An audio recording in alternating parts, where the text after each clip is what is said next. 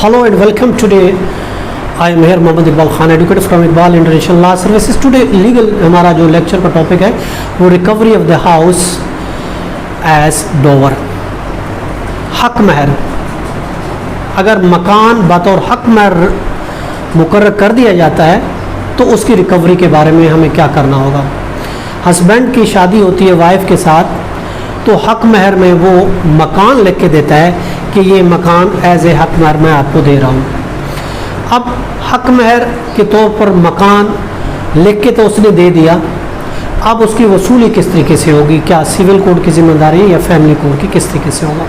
देखें, जब खावन निकाहनामा में बतौर हक महर लिख के देता है मकान, तो वो निकाहनामा रजिस्टर्ड होगा, तो वो निकाहनामा सेल डीड के रजिस्टर्ड डीड के बराबर समझा जाएगा।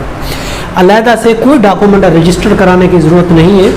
ये नहीं कि रजिस्ट्रार के पास जाके अलहदा से डॉक्यूमेंट रजिस्टर कराए जाएँ, कोई ज़रूरत नहीं है। निकाहनामा में लिखा हुआ एक रजिस्टर्ड डीड के बराबर है कि वो उसने वाइफ को जो है ये मकान एज ए हक महर दे दिया। इसके लिए रूलिंग है 2020 CLC पेज 803 है पेशावर, उसमें भी यही कहा गया है कि अगर हस्बैंड लिख के देता है निकाहनामा में तो वो एक रजिस्टर्ड डॉक्यूमेंट के बराबर होगा, किसी और डॉक्यूमेंट की उसको ज़रूरत नहीं पड़ेगी, तो वो उसको वसूल करने की हक रखती है। जब इमूवेबल प्रॉपर्टी मकान प्लाट फॉर एग्जांपल हक महर लिख दिया जाता है तो वो क्लेम करने के लिए फैमिली कोड में जाएगी, और फैमिली कोड को अख्तियार समात है, चूँकि वो हक महर लिखा, अगरचे वो प्रॉपर्टी इमूवेबल है लेकिन एज ए डावर लिखा गया है, तो डावर शेड्यूल में फैमिली शेड्यूल में आता है। डावर की रिकवरी के लिए, डावर की वसूली के लिए उसको फैमिली कोड में जाना पड़ेगा, और उसके लिए फैमिली कोड की अख्तियार समात है जो रिडक्शन फैमिली कोड की बनेगी। उसके लिए 2020 YLR पेज 188 है पेशावर है, इसमें यही कहा गया है। अब हक महर में एक केस था, 5 मरले का मकान जो था वो लिख के दे दिया और केस फाइल हुआ फैमिली कोड में। फैमिली कोड ने उसको डिग्री कर दी कि इसको दिया जाए, ये उसका हक रखती है क्योंकि ये एज ए हक महर लिख दिया गया था। 2019 MLD पेज है 758 लाहौर, तो कोर्ट ने उसके हक में वाइफ के हक में डिग्री कर दी और उसको वो प्लाट जो वो दिला दिया। इसी तरीके से निकाहनामा एक पब्लिक किस्म का डॉक्यूमेंट्स है और ये इसमें किसी फॉर्मल प्रूफ की ज़रूरत नहीं होती। जब उसने निकाहनामा के कॉलम 16 में लिख दिया है तो ऑफकोर्स वो प्रॉपर्टी जो है वो किसी तशरीह के बिना, किसी मुस्लिम स्कॉलर की तशरीह के बिना वो प्रॉपर्टी वाइफ की प्रॉपर्टी होगी। किसी किस्म की उसकी तशरीह की ज़रूरत नहीं है, उसकी डिटेल की ज़रूरत नहीं है, किसी फतवा की ज़रूरत नहीं है, वो लिख दी जाती है तो वो वाइफ की प्रॉपर्टी होगी।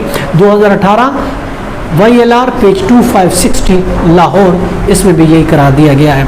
अब एक केस खामन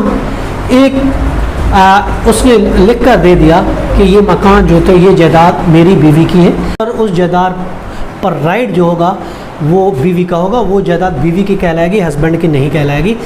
2016 MLD 925 पेज है लाहौर की। अब निकाहनामा में प्रॉपर्टी की अगर डिस्क्रिप्शन मौजूद नहीं भी है, निकाहनामा में डिटेल नहीं दी गई कि उसकी डिस्क्रिप्शन क्या है प्रॉपर्टी की, सिर्फ प्रॉपर्टी का नाम लिख दिया गया, तो भी कोर्ट जो है रेवेन्यू अथॉरिटी से वो मालूम कर सकती है और मालूम करके उसको उसके बराबर की वैल्यू मालूम कर सकती है और उसके बराबर के पैसे जो वो बीवी को दिला सकती है अगर वो प्रॉपर्टी ना भी दिलाए तो इसलिए जो भी चीज़ लिख दी जाती है, जो प्रॉपर्टी लिख दी जाती है, मेंशन कर दी जाती है निकाहनामा में, तो वो प्रॉपर्टी सोल एंड सोल उसकी मालिक जो होती है वो बीवी होगी, हस्बैंड नहीं होगा। और उसके लिए हम रूलिंग आपको दे रहे हैं 2015 PLD पेज 57 लाहौर है, उसमें भी ऐसा कहा गया है।